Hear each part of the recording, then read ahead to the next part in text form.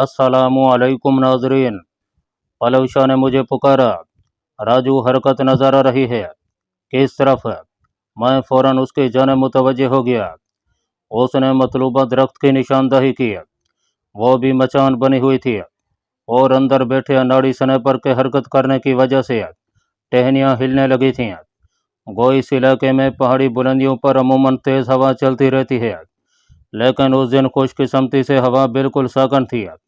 700 metre दूर उस दरख्त पर शीश साध कर मैं छुपे हुए आदमी की जगह का तयन करने लगा।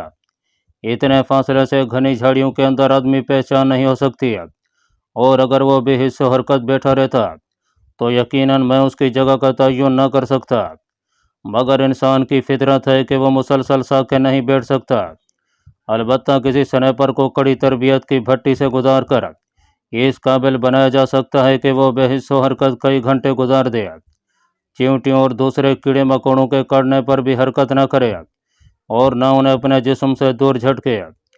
उस्ताद राव तसव्वुर साहब तो अपने एक दोस्त स्नैपर का वाक़या सुनाया करते थे कि दुश्मन के इलाके में एक बार उन्हें 2 मरतबा बिच्छू ने डसा, लेकिन वह उसी तरह बेहिस्सो हरकत बैठे रहे। और यही खसूसियात एक अच्छे और अनाड़ी स्नैपर में फ़र्क करती है। मेरे हदफ स्नैपर से भी ज़्यादा देर साकर न बैठा रहा गया और उसने पहलू तब्दील करते हुए हरकत की। साथ ही हाथ में पकड़ी राइफल को नीचे रखा था। इसके साथ ही मेरे दिमाग में उसकी सारी जिस्मानी हयात का खाका बन गया था। उसी वक्त पलवशा ने मुझे दोबारा आवाज़ दी, राजू वो फिर हरकत कर रहा है। हाँ चंदा, बस अब उसकी ज़िंदगी का आखिरी बार हरकत करना बाकी रह गया है। यह कहते ही मैंने ट्रिगर दबा दिया। दरख्त की शाखों में ज़ोरदार हरकत पैदा हुई और मिनट भर वो हरकत कायम रही। यकीनन गोली उसे सर में नहीं लगी थी, वरना वो इतनी देर न तड़पता। आहिस्ता आहिस्ता दरख्त की टहनियाँ पुरसकून होती गईं। उसका मचान यकीनन अच्छे तरीके से बनाया गया था कि वो नीचे नहीं गिरा था। राजू, अगर आपकी बाकी सारी खूबियों को नज़रअंदाज कर दिया जाए, तब भी आपकी निशानाबाजी की सलाहियत मुझे दीवाना बनाने के लिए काफ़ी है। बच्चे ज़ीशान भाई के तो हम भी दीवाने हो गए हैं। जाने किस वक्त खुशहाल खान हमारे पीछे आकर दूरबीन आंखों से लगाए उस जानब देख रहा था। शायद जिस वक्त मुझे पलवशा ने हदफ के बारे बतलाया था, उसी वक्त वो अपने गुफ्तगू छोड़कर हमारे करीब आ गया था। पलवशा ने उसकी बात का कोई जवाब नहीं दिया था। वो दोबारा बोला, मेरे हिसाब में तो ये 7वां था। पलवशा ने उसकी तायद में सर हिलाते हुए कहा, आपका हिसाब बिल्कुल दुरुस्त है सरदार। हमारे 2 आदमी जान की बाजी हारे हैं। 2 के मुकाबले में 7 आदमी कोई बुरा सौदा नहीं है। उसने इत्मीनान भरे अंदाज में सर हिलाया। अचानक तड़तड़ाहट की खौफनाक आवाज़ उभरी। 3-4 गोलियां हमारे मोर्चे की अकबी दीवार से टकराई थीं। मेरा दिल धक से रह गया था। 12.7 mm गन की तड़तड़ाहट को मैं अच्छी तरह से जानता था। हवाई जहाज़ों और हेलीकॉप्टरों के खिलाफ इस्तेमाल की जाने वाली यह गन जितनी तबाही फैला सकती थी, इस बारे मुझे अच्छी तरह मालूम था। तड़तड़ाहट की आवाज़ सुनते ही खुशहाल खान भी फ़ौरन बैठ गया था। एक नई मुसीबत आ गई। वो बुड़बुड़ाया। मैंने पूछा, आपके पास 12.7 mm गन मौजूद नहीं है सरदार? फ़िलहाल तो मौजूद नहीं है, अलबत्ता ख़रीदने का इरादा ज़रूर रखता हूँ। कहकर मैं पलवशा की जाने मुतवज्जे हुआ। पल्लू खान, इस गन का मोर्चा तलाश करो। उसने फ़ौरन कहा, उसी पर नज़र रखे हुए हों। इस मरतबा गन एक मरतबा फिर गरजी। इस मरतबा पहले से भी लंबा बरस्ट फायर किया गया था। हम दोनों ने फ़ौरन उसका मोर्चा तलाश कर लिया था। 12.7 की रेंज काफ़ी ज़्यादा थी, लेकिन उसकी खामी यह थी कि उसको फायर करने वाले को उसके पीछे खड़े होकर फायर करना पड़ता था, और इस तरह फायर करने वाले खुद निशाना बनने का ख़तरा मौजूद था। गन की लंबी टांगों को अगर मुकम्मल खोलकर बिछा दिया जाता तो उसका फायरर रकब में बैठकर या लेटकर भी फायर कर सकता था, लेकिन इस तरह भी फायरर के लिए ख़तरा बहरहाल मौजूद होता। यूँ भी गन से फायर करते हुए ज़रूरी था कि फायरर शिस्त बांध कर फायर करे, और गन को मुख्तलिफ आदाब पर फायर करने के लिए घुमाना पड़ता। ऐसी सूरत हाल में मोर्चे के होल को थोड़ा खुला बनाना पड़ता, और होल का खुला होना स्नाइपर्स को दावत देने वाली बात थी। मैंने फ़ौरन होल पर शिस्त बांध ली थी। गन करीबन 1300 मीटर के फासले पर मौजूद थी। दरख्तों के झुंड में पत्थरों की एक दीवार बनाकर उसके पीछे गन को खड़ा किया गया था। बगौर देखने पर मुझे उसके पीछे कोई भी खड़ा नजर न आया। जो भी उस गन के अकब में मौजूद था, या तो वो जल्दी जल्दी ट्रिगर दबाकर बैठ जाता, या वो बैठे बैठे ही बगैर शिस्तरीय ट्रिगर दबा रहा था। गन के दोबारा गरजने पर मुझे मौखर जिक्र बात सही लगी कि कोई हेवला भी गन के पीछे नजर नहीं आया था। यही बात पलवशा ने भी पूछी, राजू कोई फायर करने वाला तो नजर नहीं आ रहा। मैंने जवाब दिया, वो बैठ कर बगैर शिस्त लिए फायर कर रहा है। ये मालूम होने के बाद भी मैं उसी जानिब निगरान रहा, क्योंकि मुझे मालूम था कि मुसलसल फायर के बाद जो ही गन की एक मैगजीन खाली होती है, फायरर लाजमन दूसरी मैगजीन चढ़ाने के लिए थोड़ा सा ऊपर उठा 12.7 mm गन पर गोलियों का बेल्ट चढ़ाकर फायर किया जाता है, लेकिन खुद वो बेल्ट मैगजीन में रखा होता है। जल्दी मुझे अपना अंदाज़ा दुरुस्त होता नजर आया। फायरिंग में ज़रा सा वक्फा आया।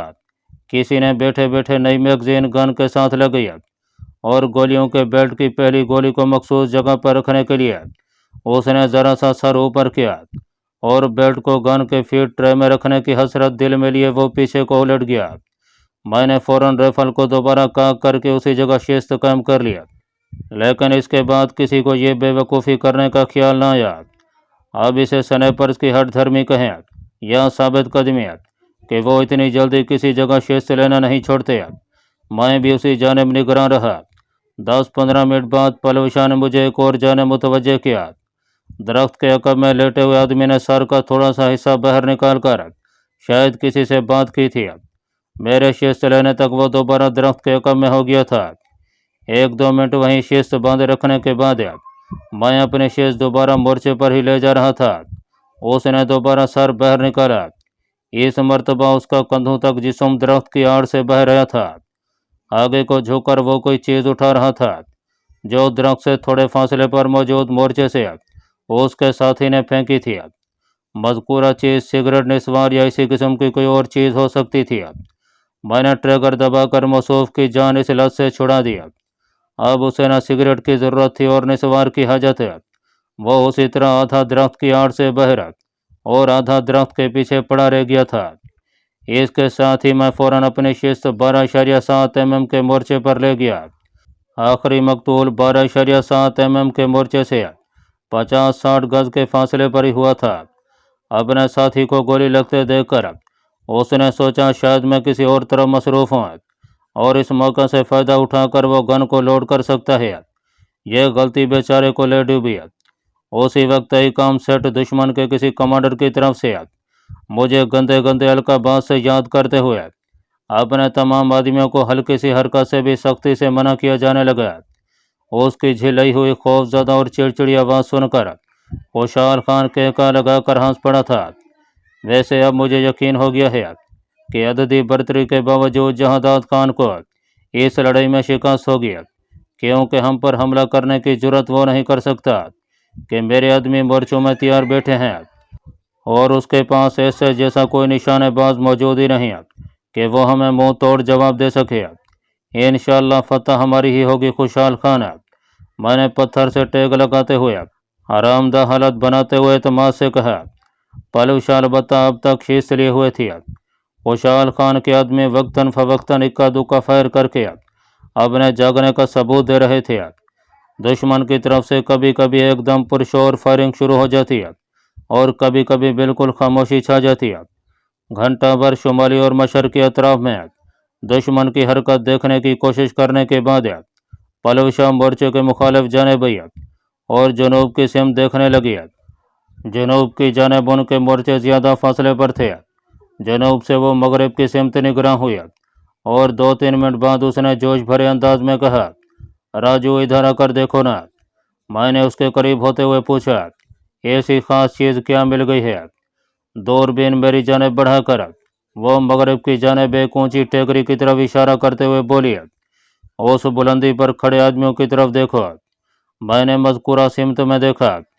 ताकतवर दूरबीन में मुझे उस जगह 4 दराज कमद आदमी खड़े नजर आए। बिल्कुल आगे खड़े हुए आदमी के सर पर सफ़ेद कराकली टोपी है। और सफ़ेद कपड़ों पर पहनी काली सियाह वस्कर से मुझे लगा वो जहाँ दाद खान है। उसके अकब में खड़े 3 लंबे तड़ंगे मुहाफिज जिनके सर पर पगड़ियाँ बंधी थीं, वो भी ख्याल की तस्दीक कर रहे थे, और यकीनन पलव शाह ने भी उसे पहचान लिया था। खुशहाल खान भी हमारे करीब आकर खड़ा हो गया, दूरबीन आंखों से लगाए बगैर बोला, आप लोग गलबन जहाँ दाद खान की पहचान कर रहे हो, आपको कैसे पता? पिछली लड़ाई में सरदार कबीर खान ने भी इसी जगह अपना डेरा लगाया था। मैं जानता था कि पलव शाह ने मुझे क्यों इस जाने मुतवज्जे किया था। मैंने फासला नापने वाला आला निकाल कर फासला नापा। वो 2500 मीटर दूर था। बैराटम 107 का मुकम्मल रेंज 1850 था। इस लिहाज से वो 750 मीटर दूर था। आला वापस थैले में डालते हुए मैंने पलव शाह की तरफ देखकर मायूसी भरे अंदाज में सर दाएं बाएं हिला दिया। वहाँ तक गोली नहीं जाती। उसने जबान से भी तस्दीक चाहना ज़रूरी समझा था। इस राइफल की रेंज 1850 मीटर तक है और वो 2500 मीटर दूर खड़ा है। मैंने वजाहत की, अगर आप मगरबी किनारे से उसे निशाना बनाने की कोशिश करें तो फिर पलव शाह हार मानने को तैयार नहीं थी। उसकी बात मेरे दिल को भी लगी थी। मैंने एक बार फिर आला निकाल कर जिस पहाड़ी पर हम मौजूद थे उसके इंतहाई मगरबी कोने पर मौजूद एक घने दरख्त का फासला नापा। वो फासला तकरीबन 240 मीटर था। अगर उन दरख्तों पर मचान बनाई जाए तो शायद कोई उम्मीद निकले। मैंने इम्कानी लहजे में कहा, आपका मतलब है मगरबी कोने में मौजूद दरख्तों पर फायर करने की जगह बनाकर जहां दाद खान को निशाना बनाया जा सकता है? खुशहाल खान ने हमारी गुफ्तगू से नतीजा अक्स करते हुए जोश भरे लहजे में पूछा, 100% यकीनी नहीं है, कुछ उम्मीद तो मौजूद है ना? वो खासा पुरजोश था। इस मर्तबा मैंने इस बात में सर हिला दिया था। उसने फौरन कहा, बस ठीक है, आज रात को मैं उन दरख्तों पर फायर की जगह बनवा दूंगा। आपके आदमियों से तो वो जगह नहीं बनेगी, मुझे खुद ही कोशिश करना पड़ेगी। आपका हाथ ही बटा लेंगे। खुशहाल खान ने इस तरारी अंदाज में हाथ मरोड़े। कबाइल की लड़ाई में किसी कबीले के सरदार का मरना बहुत बड़ी बदबख्ती और शर्म की अलामत था। एक कबीले की अपने सरदार की हिफाजत न कर सकना मारे जाने का मकाम था। मैं पथरीली चट्टान से टेक लगाकर आराम करने लगा। सारी रात नींद न करने की वजह से सुस्ती जैसी महसूस कर रहा था। मेरी आंखें बंद होती देखकर पलव शाह ने फौरन थैले से दोनों स्लीपिंग बैग निकाल कर नीचे बिछाया और मुझे उन पर लेटने का इशारा किया। मेरे होंठों पर शुक्रगुजारी की मुस्कुराहट उभरी और मैं उन स्लीपिंग बैग पर लेट गया। एक हल्की चादर मुझे उड़ाकर उसने आहिस्ता से मेरा सर सहलाया और दोबारा मशरकी और शुमाली जाने मौजूद दुश्मन की तरफ मुतवज्जे हो गई। आंखें बंद करते हुए मुझे उस पर बेतहाशा प्यारा रहा था। वो मेरा बहुत ज़्यादा ख्याल रखने लगी थी। चंद दिनों के अंदर हमने सदियों का सफ़र तय कर लिया था। वो मेरी ऐसी मिजाज आशना बन गई थी कि मेरे चेहरे से हुईदा तासुरात से बात की तह तक पहुंच जाती थी। मेरी सोचों की रूह थोड़ा सा पीछे को चली और मुझे उससे पहली बार का मिलना याद आ गया। कितनी बेदर्दी से मैंने उसे तशद्दुद का निशाना बनाया था। उस वक्त मैंने सोचा भी नहीं था कि जिस लड़की को मैं यूं ज़ालिमाना अंदाज में ज़द-ओ-कोब कर रहा हूँ वो मुझे इतनी प्यार हो जाएगी कि उसकी हल्की सी तकलीफ भी मुझे गवारा नहीं होगी। नींद आने तक मैं इसी सोचों में खोया रहा, बल्कि सोने के बाद भी उसकी सोचें मेरे ख्वाबों की जीनत बनी रहीं। शाम की अजान के साथ मुझे पलव शाह ने जगाया। वो बहुत खुश नजर आ रही थी। पता है राजू, आपकी राइफल से 3 गोलियां चलाकर मैंने भी एक आदमी मार गिराया है, मतलब 2 गोलियां ज़ाय कर दी। तो क्या आपने ज़िंदगी में कोई गोली ज़ाय नहीं की? उसने मुंह फुला लिया था। बात तरबियत की नहीं, अमली ज़िंदगी की है। स्लीपिंग बैग से निकलकर मैंने पानी की बोतल उठाई और मोर्चे के कोने में वजू करने लगा। माजरा चाहता हूँ, आपकी राइफल को बगैर पूछे हाथ लगा दिया। खुशहाल खान की वजह से उसने लड़कों के अंदाज में बात की थी। वजू करके मैंने शाम की नमाज अदा किया और उसके पास जा बैठा। दुश्मन को गोली किस जगह लगी थी? मैंने संजीदा लहजे में पूछा। आपसे मतलब? शाबाश की उम्मीद में उसने मुझे जगाते ही ये खबर सुनाई थी, इसलिए मेरी तनकीद उसे हजम नहीं हुई थी। मैंने हल्की सी मुस्कुराहट से पूछा, अच्छा मैं अगर तुम्हारी तारीफ कर देता तो तुम्हें क्या मिल जाता? वो तुर्की बतुर्की बोली, अगर आप मेरी तारीफ कर देते तो आपका क्या चला जाता। अच्छा अभी कह देता हूँ, शाबाश। पहली बार तीसरी गोली पर बंदा मार गिराना इतना आसान नहीं होता। जहर लग रही है मुझे आपकी तारीफ। जले कटे अंदाज में कहते हुए उसने उठने की कोशिश किया। मैंने उसे बाजू से पकड़कर वापस बिठाते हुए कहा, ये इतनी बड़ी गलती तो नहीं थी ये इसकी इतनी बड़ी सज़ा दी जा रही है। न जाने मेरे लहजे में ऐसी कौन सी बात थी कि वो खिलखिलाकर हंस पड़ी। इतनी जल्दी परेशान न हुआ करें, आपसे खफा होना मेरे बस में ही नहीं है, मैंने दबी जबान में कहा। और ये जो मेरे करीब से उठकर भागी जा रही थी वो लाड कर रही थी अपने राजू से। मेरा हाथ अपने प्यारे हाथों में थाम कर वो सहलाने लगी। काबिल खान खाना लेकर वापस पहुंच गया था। खुशहाल खान उसे दुश्मन के 11 बंदों की हलाकत की खुशखबरी सुना रहा था। काबिल खान के आदमी यूं ही तो इससे खौफज़दा नहीं थे, आखिर कोई बात तो थी ना। काबिल खान ने तहसीन अमेज लहजे में कहा। खाना खाने के दौरान खुशहाल खान ने काबिल खान को बता दिया था कि हमारा कल का प्रोग्राम क्या है। काबिल खान खुश होते हुए बोला, इसका मतलब है आप लोग लड़ाई के तूल खींचने पर राजी नहीं हैं। मैंने कहा, इरादा तो ऐसा ही है, बस दुआ करो कि वो रेंज में आ जाए। काबिल खान ने कहा, सीधी बात तो यह है ज़ीशान भैया, हमें आप पर कुछ ऐसा एतमाद और यकीन हो गया है कि अगर वो रेंज में ना भी आया तब भी आप उसे मार गिरेंगे। आपका हुस्न नज़र है काबिल खान, वरना नामुमकिन का वकूअ करामत के ज़मरे में आता है और करामत का ज़हूर औलिया कराम का खासा है। काबिल खान फुलसफियाना लहजे में बोला, अहले फ़न अपने मैदान में महारत का सबूत देते रहा करते हैं। अहले फ़न हूँ कि नहीं, अलबत्ता अपना पूरा जोर लगाऊंगा। अंधेरा गहरा होते ही हम पहाड़ के गरबी हिस्से की जानिब चल पड़े। आसमान पर बादल जमा हो गए थे, जिसकी वजह से अंधेरा कुछ ज़्यादा ही गहरा हो गया था। ठंडी ठंडी हवा चलना शुरू हो गई थी। इस इलाके में मौसम अमूमन ख़राब ही रहता है। तेज़ हवा, बादल, बारिश और बर्फबारी ये इस इलाके की खसूसियात में से है। बिल्कुल मगरबी किनारे पर 2 ऊंचे दरख्त मुझे मचान बनाने के लिए बेहतर लगे। ऊंचे दरख्तों का इंतखाब मैंने फासले को कम करने के लिए किया था। गो चंद फुट का फासला कोई मायने नहीं रखता, मगर मैं कोई भी इम्कान नज़रअंदाज नहीं कर सकता था। टार्च के ऊपर कपड़ा लिपेट कर मैंने उसकी तेज़ रोशनी को मदम कर दिया था ताकि उसकी रोशनी दूर तक न जा सके। एक छोटी सी कुल्हाड़ी और चंद रस्सियाँ लेकर मैं अकेला ही ऊपर चढ़ गया कि यह काम इनमें से कोई भी मुझसे बेहतर नहीं कर सकता था। मुझे 2 घंटे ही ऊपर गुजारने पड़ गए थे। मचान बनाकर मैं नीचे उतरा। काबिल खान, पलवशाह और खुशहाल खान उसी दरख्त के नीचे ही मेरा इंतज़ार कर रहे थे। मेरे नीचे उतरते ही पलवशाह फिक्रमंदी से बोली, राजू, जिस दरख्त का इंतखाब आपने किया है यहाँ छुपाव का इतना ज़्यादा इंतज़ाम नहीं है। यहाँ आप दुश्मन के स्नाइपर्स का निशाना भी बन सकते हैं। इम्कान तो है। मैं हल्के से मुस्कराया। उसने 2 टोक लहजे में कहा, बस फिर आप यहीं ज़मीन से फायर करना, ऊपर जाने की कोई ज़रूरत नहीं। मगर की ज़रूरत नहीं और वापस चलें।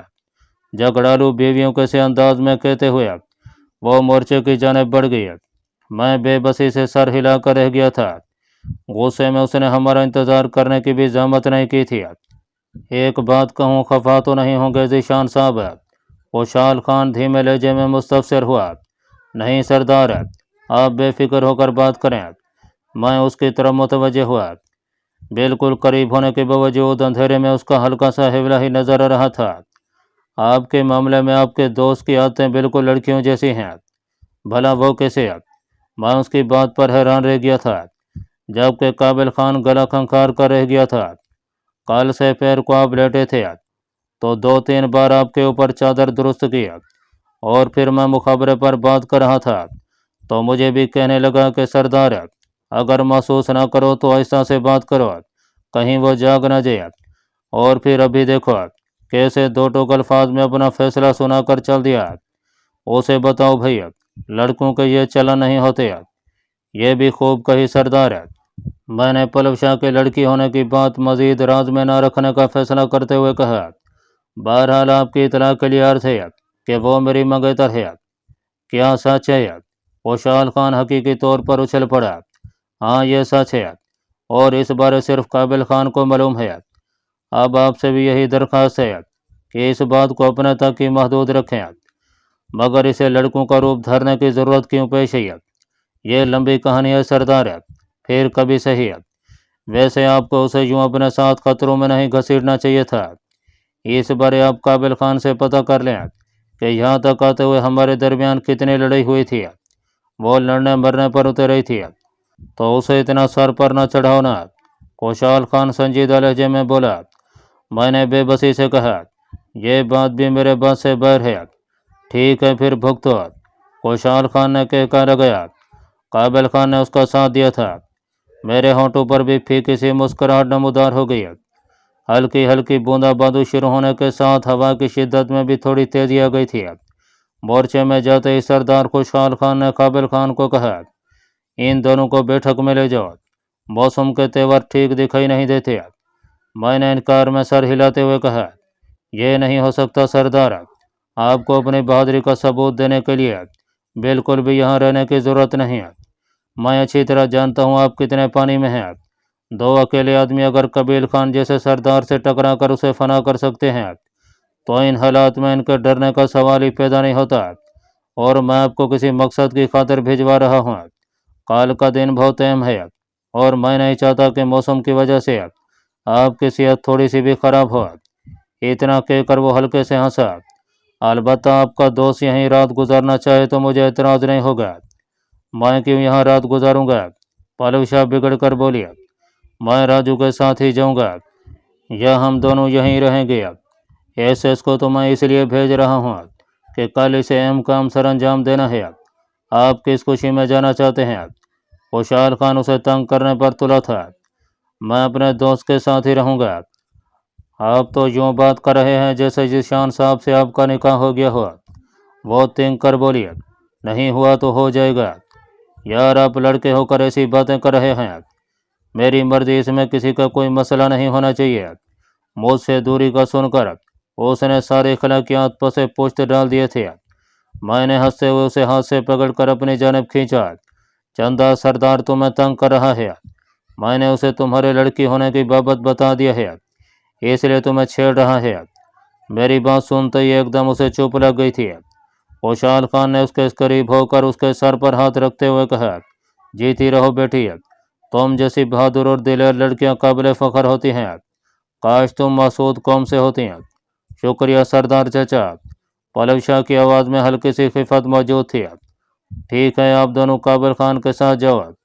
میں کوشش کرتا ہوں کہ آدھے لوگوں کو آرام کرنے کے لیے گھروں میں بھیج دوں۔ یہاں پر رات کے وقت اتنی نفری کی ضرورت نہیں پڑے گی۔ میں نے اسے سختی سے منع کرتے ہوئے کہا، سردار گستاخی معاف، ایسا بھول کر بھی نہ کرنا۔ موسم دیکھ رہے ہیں آپ، ایسے ہی موسم سے فائدہ اٹھا کر دشمن پیش قدمی کر سکتا ہے۔ آج ان کے 11-12 آدمی ہلاک ہوئے ہیں اور ان کا گھیرا اگر یوں ہی قائم رہا تو مزید بھی جائیں گے۔ ہمیں ان کے گھیراؤ سے کوئی فرق نہیں پڑتا کیونکہ ہمیں کھانا پینا وقت پر مل رہا ہے۔ اب ایک ہی صورت رہ جاتی ہے کہ وہ اپنی عددی برتری کا فائدہ اٹھا کر حملہ کرے، اور حملہ کرنے کے لیے اس سے بہتر موسم ہو ہی نہیں سکتا۔ اس لیے اگر روزانہ تھوڑے بہت آدمی آپ آرام کرنے کے لیے گھروں میں بھیجتے بھی ہیں تو آج ایسا نہ کریں۔ قابل خان میری تائید کرتا ہوا بولا، ایس ایس ٹھیک کہہ رہا ہے سردار بھائی۔ وہ دونوں بھائی کبھی مجھے ایس ایس اور کبھی ذیشان کہہ کر مخاطب کرتے تھے۔ خوشحال خان سوچ میں پڑ گیا۔ چند لمحوں بعد بولا، ویسے مجھے لگتا تو نہیں کہ جہاں داد خان اتنی جرأت کا مظاہرہ کرے گا۔